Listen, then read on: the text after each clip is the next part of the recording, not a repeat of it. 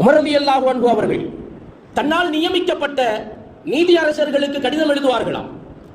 ஆளுநர் கலீஃபா உமர் ரலியல்லாஹு அன்ஹு தன்னுடைய நீதிபதிகளுக்கு கடிதம் எழுதுவார்கள். நீங்கள் மக்களை சமமாக நடத்த வேண்டும், மக்களை நீங்கள் சமமாக நடத்த வேண்டும். சமமாக நடத்த வேண்டும்னா என்ன தெரியுமா? நல்ல வசதி படைத்தவன், பணம் படைத்தவன், நம்மள்ட்ட காசு பணம் இருக்குது, அவரை எப்படியாவது நாம விலைக்கு வாங்கிடலாம், நீ தீர்ப்பை நமக்கு சாதகமாக ஆக்கிக் கொள்ளலாம் என்ற துணிச்சல் அவனுக்கு வரக்கூடாது.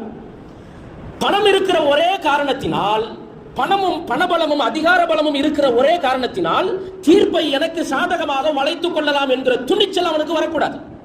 அதே போல் ஒரு ஏழை, வசதி இல்லாத ஒருவன், ஒரு பாமரன், அவன் நம்மள்ட்ட எதுவுமே இல்லையே, நாம எப்படி அந்த நீதிபதியை அணுக முடியும், நம்மால் எப்படி அவரை அணுக முடியும், நம்முடைய நிலைப்பாட்டை, நம்முடைய கஷ்டத்தை எப்படி சொல்ல முடியும், நமக்கான நீதியை அவரிடமிருந்து எப்படி கேட்டு பெற முடியும் என்கிற தயக்கம் ஒரு ஏழைக்கு வரக்கூடாது.